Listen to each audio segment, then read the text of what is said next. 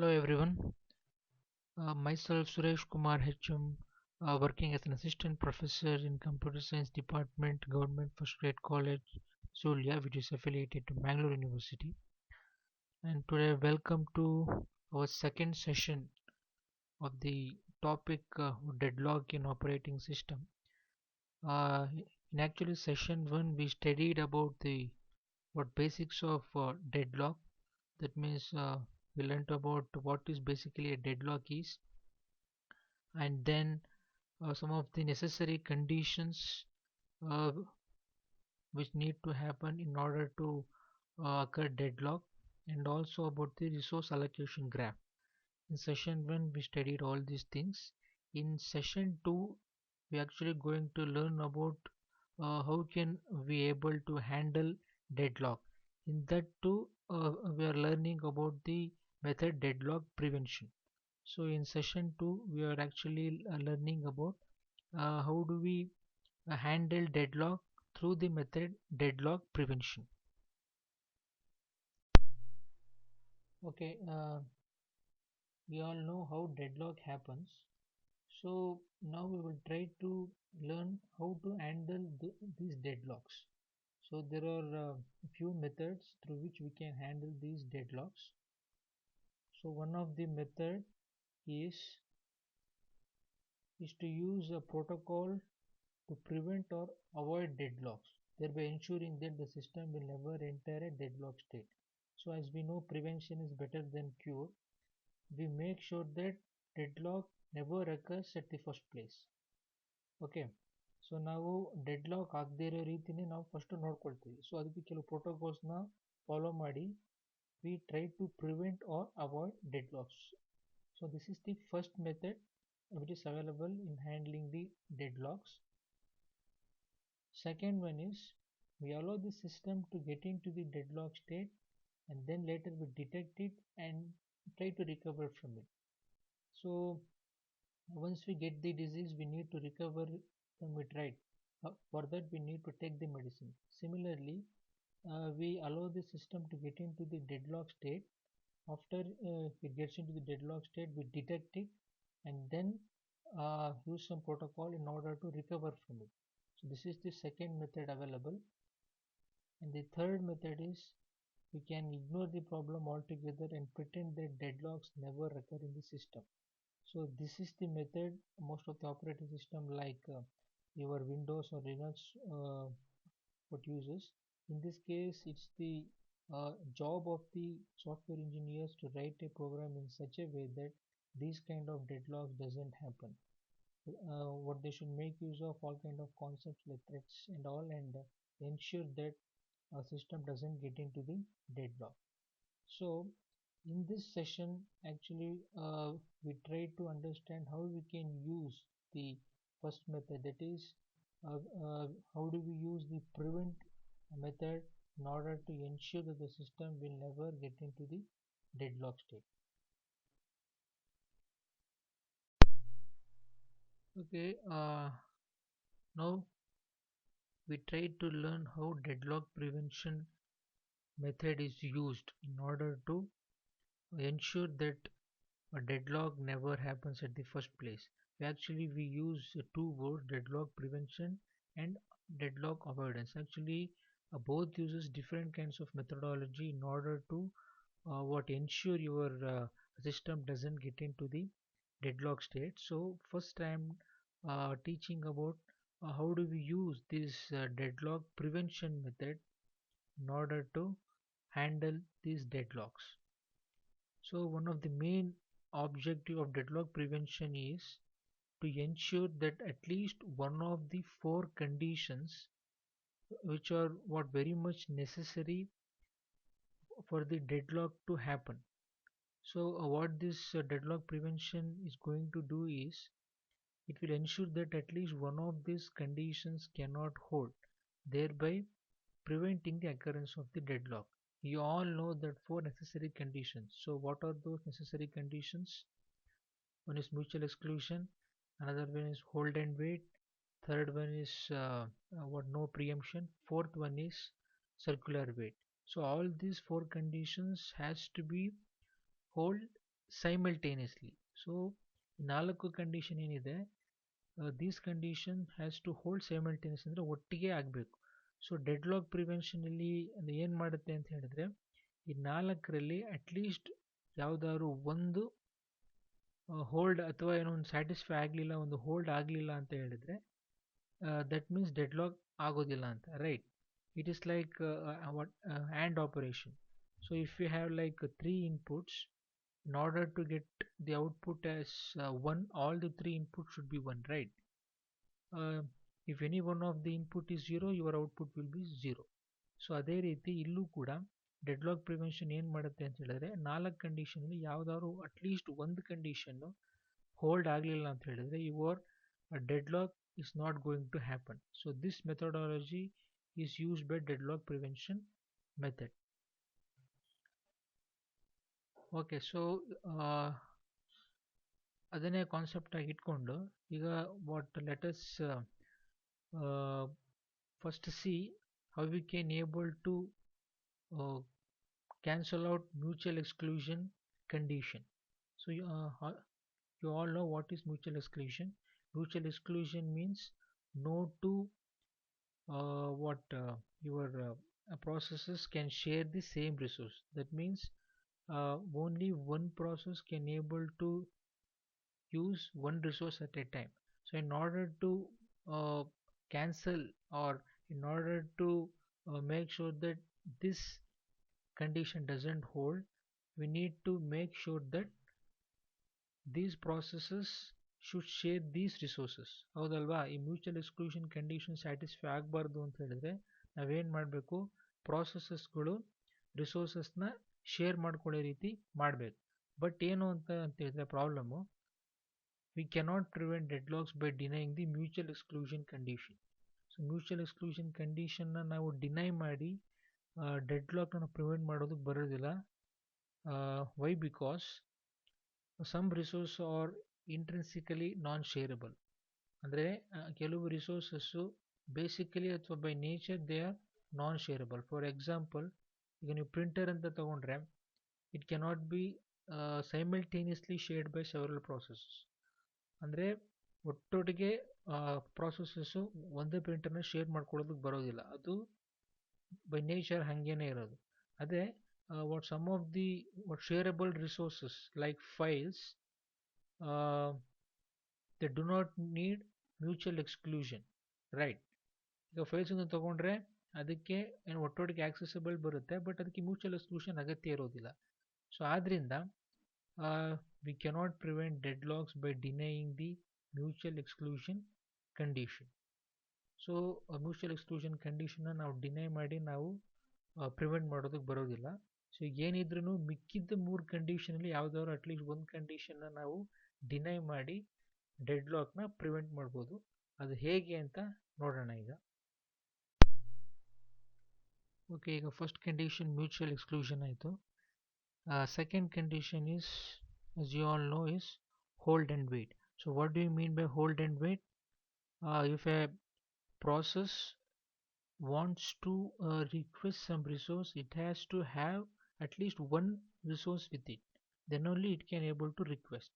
So this is what hold and wait condition ಅಲ್ವಾ? ಈಗ ಯಾವ್ದಾದ್ರು ಒಂದು ಪ್ರಾಸೆಸ್ಸು ಒಂದು ರಿಸೋರ್ಸ್ನ ರಿಕ್ವೆಸ್ಟ್ ಮಾಡಬೇಕು ಅಂದರೆ ಅದರ ಹತ್ರ ಅಟ್ಲೀಸ್ಟ್ ಒಂದು ರಿಸೋರ್ಸ್ ಆದರೂ ಇರಲೇಬೇಕು, ಆವಾಗಲೇ ಅದು ರಿಕ್ವೆಸ್ಟ್ ಮಾಡೋಕ್ಕಾಗೋದು. ಸೊ ಇದು this is one of the condition to be held for the deadlock to takes place. Okay, so in order to ensure that hold and wait doesn't occur, what we should do means we should take care that we must guarantee that whenever a process requests a resource, it does not hold any other resources. So ಇಲ್ಲಿ ನಾವು ಅಂದ್ರೆ ಏನು ಮಾಡಬೇಕು ಅಂತ ಹೇಳಿದ್ರೆ, ನಾವು ಯಾವ ರೀತಿ ಪ್ರೋಟೋಕಾಲ್ ಇರಬೇಕು ಅಂತ ಹೇಳಿದ್ರೆ, whenever process request a resource, it shouldn't contain any resource along with it. So ಈ ರೀತಿ ನಾವು ನೋಡಿಕೊಂಡ್ರೆ ಹೋಲ್ಡ್ ಆ್ಯಂಡ್ ವೇಟ್ ಕಂಡೀಷನ್ ನಾವು ಡಿನೈ ಮಾಡ್ದಂಗೆ ಆಗುತ್ತೆ. ಸೊ ಡೆಡ್ಲಾಕ್ ಆಗೋದಿಲ್ಲ. So understood. So how it can be achieved ಅಂತ ನಾವು ನೋಡೋಣ. So this can be implemented using two protocols. So first protocol number one, what it will do means Each process must request and be allocated all its resources before its execution starts. That means uh, for the process, whatever the what resources it requires in its lifetime, all the resources are given at the beginning itself. That means before it starts its execution, all the necessary resources it required will be allocated to it. So in such a case, what will happen initially, the process doesn't have any resource, then all of a sudden all the resources will be given to it. So in this way we can able to uh, deny hold and wait. ಹೇಗೆ ಅಂತ ಗೊತ್ತಾಯ್ತಲ್ಲ, first process ಖಾಲಿ ಇರುತ್ತೆ, ಅದರ ಹತ್ರ ಯಾವುದು ಒಂದು resource ಇರೋದಿಲ್ಲ. ಸೊ ಇಲ್ಲಿ ನೆಕ್ಸ್ಟು ಅದಕ್ಕೆ ಯಾವ್ಯಾವೆಲ್ಲ ರಿಸೋರ್ಸಸ್ ಬೇಕು ಅದ್ರ ಲೈಫ್ ಟೈಮಲ್ಲಿ ಅಷ್ಟು ರಿಸೋರ್ಸಸ್ ಒಟ್ಟಿಗೆ, ಅಂದರೆ life time in the sense ಆ ಟಾಸ್ಕ್ ಏನು ಕಂಪ್ಲೀಟ್ ಮಾಡಬೇಕು ಅದಕ್ಕೆ ಅಷ್ಟಕ್ಕೆ ಏನೇನು ರಿಸೋರ್ಸ್ ಬೇಕು ಎಲ್ಲ ಒಟ್ಟಿಗೆ ಕೊಟ್ಬಿಡೋದು. ಓಕೆ, ಅಂದರೆ ಈಗ ಏನು ಅಂದರೆ ಇದು ಮಧ್ಯದಲ್ಲಿ ಕೆಲವು ಟಾಸ್ಕ್ ಮಾಡಿ ಮತ್ತೆ ವಾಪಸ್ಸು ಏನು ರಿಸೋರ್ಸಸ್ನ ರಿಕ್ವೆಸ್ಟ್ ಮಾಡೋದೆಲ್ಲ ಇಲ್ಲ, ಒಟ್ಟಿಗೆ ರಿಸೋರ್ಸ್ನ ಅಲೋಕೇಟ್ ಮಾಡಿಬಿಡೋದು. ಸೊ ಅದು ತನ್ನ ಟಾಸ್ಕ್ನ ಕಂಪ್ಲೀಟ್ ಮಾಡಿಬಿಡೋದು. ಸೊ ಈ ರೀತಿ for example, consider a process that copies data from a DVD drive to a file on disk, sorts the file and then prints the result to a printer. So ಇದು ಒಂದು task ಪ್ರಾಸೆಸ್ದು. So ಅದೇನು ಮಾಡಬೇಕು, first you should copy the data from the DVD drive. So DVD drive is one of the resource. So after copying the data from the DVD drive, uh, what it should do, it should put it to a file on the disk. So disk is another resource. So DVD ಇಂದ copy ಮಾಡಿರುವಂಥ ಡೇಟಾನ ಅದು disk ಹಾಕೋಬೇಕು. Next file ಇರುವಂಥ ಡೇಟಾನ short ಮಾಡಬೇಕು. Then what it should do, it should prints the result to a printer. So ಇಲ್ಲಿ we need three resources like DVD, disk and printer. So according to protocol 1, what we need to do is all the resources must be requested at the beginning of the process. Then the process must initially request the DVD drive, disk file and printer. So all the resources like DVD drive, disk file and printer, all the resources should be allocated to the process at the beginning itself. Okay, in this way we can able to deny, hold and wait. So but what will be the demerit, or what problem will be is that your printer resources will be kind of wasted, because printer is needed only at the end, but it will be allocated at the beginning itself, as a result of which printer resources will be wasted, because uh, the process will hold the printer for its entire execution even though it needs the printer only at the end. ಅರ್ಥ ಆಯ್ತಲ್ಲ? So protocol ಒನ್ನಲ್ಲಿ ನಾವೇನು ಮಾಡ್ತಾ ಇದ್ದೀವಿ ಅಂತ ಹೇಳಿದ್ರೆ, all ಎಲ್ಲ ರಿಸೋರ್ಸಸ್ನು ಕೂಡ ಪ್ರಾಸೆಸ್ಗೆ ತನ್ನ ಟಾಸ್ಕ್ ಮಾಡಲಿಕ್ಕೆ ಅಂದರೆ ಯಾವ್ಯಾವ ರಿಸೋರ್ಸ್ ಬೇಕು ಎಲ್ಲ ರಿಸೋರ್ಸಸ್ನು ಬಿಗಿನಿಂಗಲ್ಲೇ ಕೊಟ್ಬಿಡ್ತೀವಿ. ಸೊ ಮಧ್ಯದಲ್ಲಿ ಕೊಡೋದು ಬಿಡೋದು ಏನು ಇರೋದಿಲ್ಲ, ಸ್ಟಾರ್ಟಿಂಗಲ್ಲೇ ಕೊಟ್ಬಿಡ್ತೀವಿ, ಅದು ತನ್ನ ಎಲ್ಲ ಕೆಲಸನೂ ಅಷ್ಟು ರಿಸೋರ್ಸಸಲ್ಲೇ ಮುಗಿಸ್ಕೊಂಡ್ಬಿಡುತ್ತೆ. This is protocol 1. Okay, now we will see protocol number 2. So in protocol number 2, what we are going to do is we are trying to avoid the demerit of protocol 1. That means in protocol 2, what we are doing is a process need to request resource only when it has none, and then a process may request some resources and use them. Before it can request any additional resources, however, it must release all the resources that it is currently allocated. That means what instead of allocating all the necessary required resources at the beginning itself, what we are going to do in this protocol means, in order to do a particular task at that moment of time, whichever resources are required, only that particular resources are allocated. Then in order to do another task, what the process going to do means, it will first release whichever what resources it has, and then again request for the resource in order to do that particular job at that particular moment of time. Okay, ಅಂದ್ರೆ ಈಗ ನಾವು example ನಾವು ಏನು previous example ತೊಗೊಂಡಿದ್ದೀವಿ ಅದನ್ನೇ ತಗೊಳೋದಾದರೆ ಇಲ್ಲಿ ಏನು ಮಾಡ್ತಾ ಇದೆ ಅಂತ ಹೇಳಿದ್ರೆ second method allows the process to request initially only the D V D drive and disk file. ಈಗ ಫಸ್ಟ್ ಏನು ಮಾಡಬೇಕಾಗಿದ್ದು ನಾವು ಡಿ ವಿ ಡಿ ಡ್ರೈವಿಂದ ಡೇಟಾನ ತಗೊಂಡು ಡಿಸ್ಕ್ ಫೈಲ್ಗೆ ಹಾಕೋಬೇಕಾಗಿತ್ತು. ಸೊ ಇಲ್ಲಿ ಬೇಕಾಗಿದ್ದು ನಮಗೆ ಯಾವ್ಯಾವ resources just DVD drive and disk file. So it will request only these two resources and do the operation. And once it did the operation, what it will do, it will release both the DVD and the disk file. So now the what process doesn't have any resources along with it, right? Then again, in order to print the result, what the process should do, it will again request the disk file and the printer. ಈಗ disc file ಮತ್ತು printer ಮಾತ್ರ ಬೇಕಾಗಿರೋದು, D V D drive ಬೇಕಾಗಿಲ್ಲ. So ಅದೇನು ಮಾಡ್ತು, first ಡೇಟಾನ copy ಮಾಡ್ಕೊಳ್ಳೋದಕ್ಕೆ D V D drive ಮತ್ತು disc ಬೇಕಾಯಿತು, ಎರಡನ್ನ ಮಾತ್ರ ರಿಕ್ವೆಸ್ಟ್ ಮಾಡ್ತು. ಎರಡು ಸಿಕ್ಕಿದ ಮೇಲೆ ಡೇಟಾನ ಕಾಪಿ ಮಾಡಾದ್ಮೇಲೆ ಏನು ಮಾಡ್ತು, ಎರಡನ್ನೂ ರಿಲೀಸ್ ಮಾಡಿಬಿಡು. ಈಗೇನಾಯಿತು, ಪ್ರಾಸೆಸ್ ಹತ್ರ 0 ರಿಸೋರ್ಸ್ ಇದೆ. ನೆಕ್ಸ್ಟು ಡಿಸ್ಕ್ ಫೈಲಿಂದ ಪ್ರಿಂಟರ್ಗೆ ಪ್ರಿಂಟ್ ಮಾಡಬೇಕು, ಅದಕ್ಕೋಸ್ಕರ ಏನು ಬೇಕು, ಮತ್ತೆ ಡಿಸ್ಕ್ ಫೈಲ್ ಮತ್ತು ಪ್ರಿಂಟರ್ ಬೇಕಾಗುತ್ತೆ. So ಮತ್ತೆ the process will again request for the disk file and the printer. So after copying the disk file to the printer, it will again releases these two resources and terminates. So ಮತ್ತೆ ಒಂದು disc file ಇಂದ ಪ್ರಿಂಟರ್ಗೆ print ಎಲ್ಲ ಮಾಡಾದ್ಮೇಲೆ ಏನು ಮಾಡುತ್ತೆ, ಎರಡು ರಿಸೋರ್ಸಸ್ನ release ಮಾಡ್ಬೋದು. ಅಂದರೆ so that this resources could be used by another processes. So ಈಗ ನೀವು ನೋಡ್ಬೋದು, whenever a process requested for a resource, it doesn't had any resources along with it. ಹೌದಲ್ವಾ? ಈಗ ಪ್ರಾಸೆಸ್ ರಿಕ್ವೆಸ್ಟ್ ಮಾಡಬೇಕಾದ್ರಲ್ಲ ಅದ್ರ ಹತ್ರ ಒಂದೂ ಇರಲಿಲ್ಲ. ಸೊ ಆ ರೀತಿ ನಾವು ನೋಡ್ಕೊಂಡ್ವಿ. ಈ ರೀತಿ ಇದ್ದಾಗ ಏನಾಗುತ್ತೆ, ಡೆಡ್ ಲಾಕ್ ಆಗೋದಿಲ್ಲ. ಅಂದ್ರೆ ಏನಕ್ಕೆ ಅಂತ ಹೇಳಿದ್ರೆ ಹೋಲ್ಡ್ ಆ್ಯಂಡ್ ವೇಟ್ ಕಂಡೀಷನ್ನ ನಾವಿಲ್ಲಿ ಡಿನೈ ಮಾಡಿದ್ದೀವಿ. So thereby we can able to prevent dead lock. So ಒಂದು ಡಿಸ್ಅಡ್ವಾಂಟೇಜ್ ಈ ಮೆಥಡ್ಸ್ ಅಥವಾ ಈ ಪ್ರೋಟೋಕಾಲ್ಸ್ ಅಲ್ಲಿ ಅಂತ ಹೇಳಿದ್ರೆ resource utilization may be low. So resource utilization ಸ್ವಲ್ಪ ಕಡಿಮೆ ಆಗಿರುತ್ತೆ. ಏನಕ್ಕೆ ಅಂದರೆ ನೀವು ಅಬ್ಸರ್ವ್ ಮಾಡಿರ್ಬೋದು.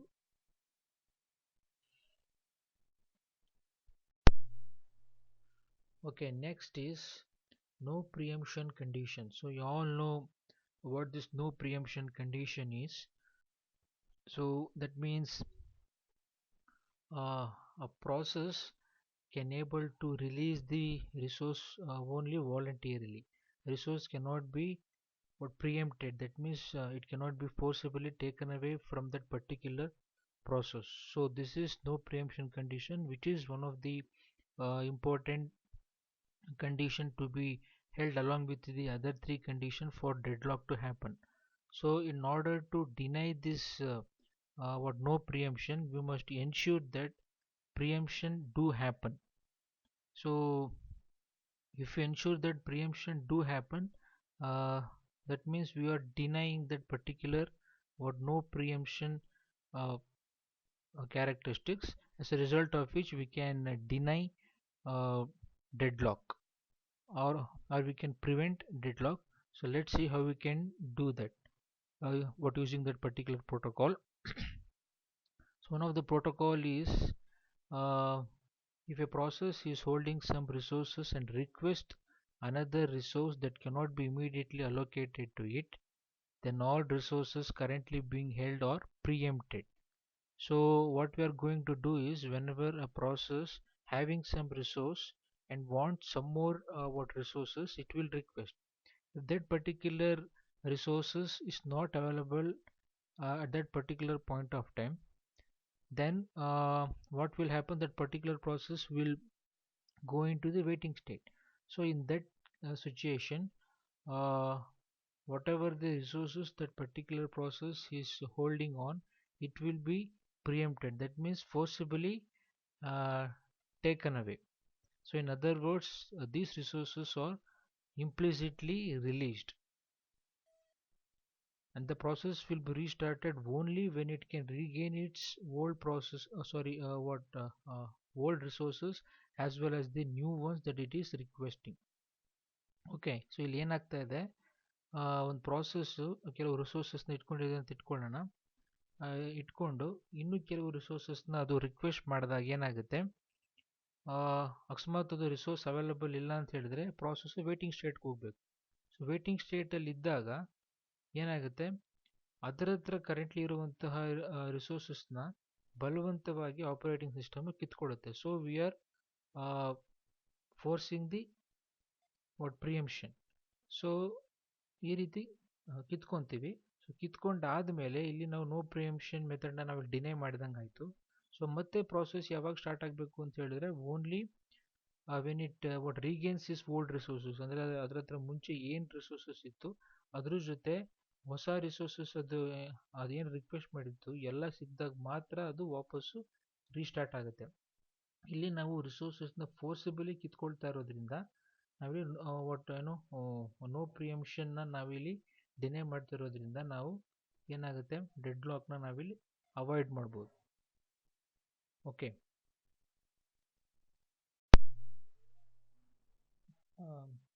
Now you will see the fourth and final condition for the deadlocks, which is the circular wait.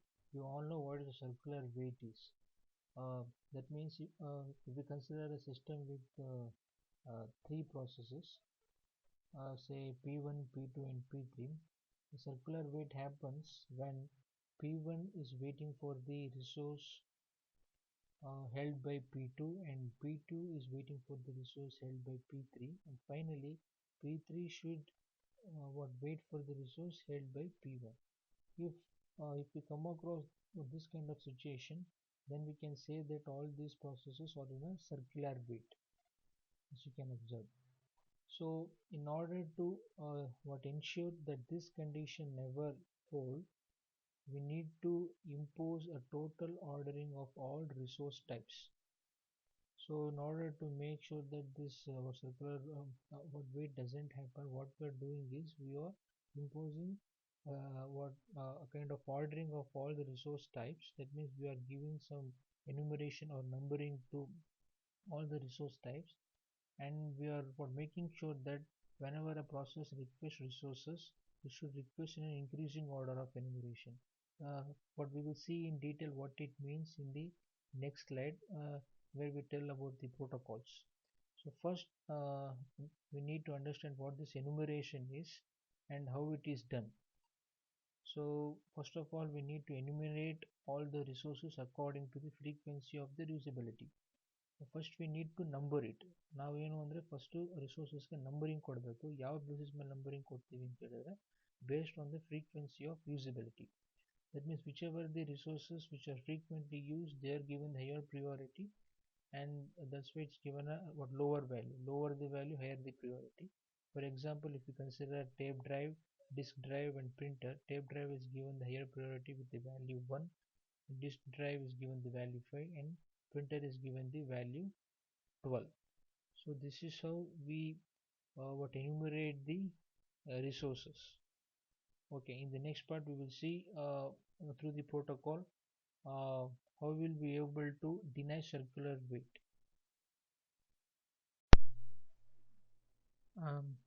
Now we will see the protocols through which we can deny circular wait and thereby preventing deadlocks.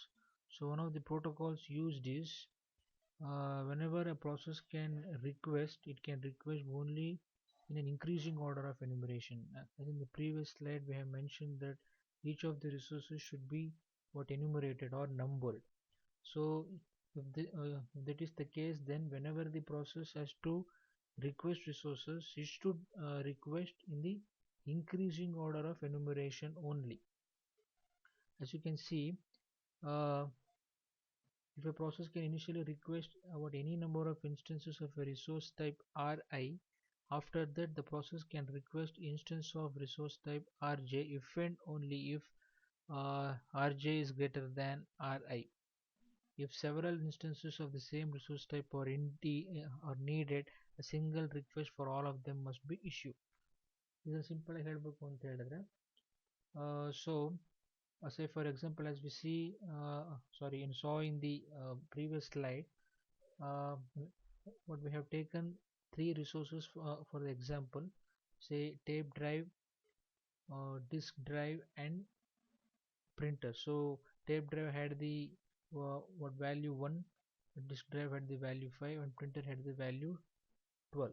So if a resource wants a disk drive and a printer, so disk drive has value 5 and the printer has value 12, so it has to first request for the disk drive only and then it can request for the printer, because disk drive value is 5. And then if it wants printer, then you can ask, because as per the protocol we can a process can request only in the increasing order of the what uh, increasing order of enumeration. So it can't request for the printer which has the value 12 and then request for the disk drive which has the value 5. Okay, so first it has to ask for the uh, disk drive and then only it can ask for the printer. So in this way a protocol works.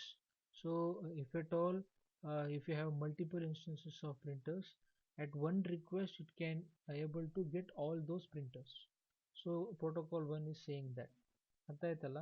So process ಏನಾದ್ರೂ request ಮಾಡಬೇಕು ಅಂತಿದ್ರೆ it should always request the resources in the increasing order of enumeration. ಇದು protocol number 1.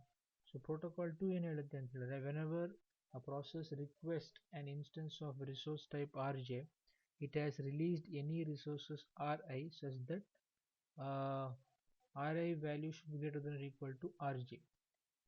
ಅಂದರೆ ಈಗ ಯಾವ್ದಾದ್ರು ಒಂದು process ಅಥವಾ ಒಂದು ರಿಸೋರ್ಸ್ನ ರಿಕ್ವೆಸ್ಟ್ ಮಾಡಿದೆ, ಅದ್ರ ಜೊತೆಗೆ ಕೆಲವು ರಿಸೋರ್ಸಸ್ನ ಅದು ರಿಲೀಸು ಕೂಡ ಮಾಡಿದೆ. ಸೊ ಅವಾಗ ಹೆಂಗಿರಬೇಕು ಅಂತ ಹೇಳಿದ್ರೆ, ರಿಲೀಸ್ ಮಾಡಿರುವಂತಹ ರಿಸೋರ್ಸಸ್ದು value should be greater than the resource it has acquired.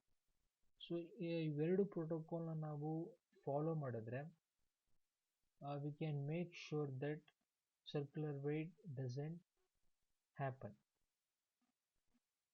Okay, so ಎರಡು ಪ್ರೋಟೋಕಾಲು ಅರ್ಥ ಆಗಿದೆ ಅಂತ ಅನ್ಕೊಂಡಿದ್ದೀನಿ. ಸೊ ಎರಡು ಪ್ರೋಟೋಕಾಲ್ನು ನೀವು ಫಾಲೋ ಮಾಡ್ಕೊತ ಹೋದರೆ ಪ್ರಾಸೆಸ್ಗಳು ಸರ್ಕ್ಯುಲರ್ ವೇಟಿಗೆ ಅದು ಎಂಟ್ರಿ ಆಗೋ ಚಾನ್ಸ್ ಇಲ್ಲ.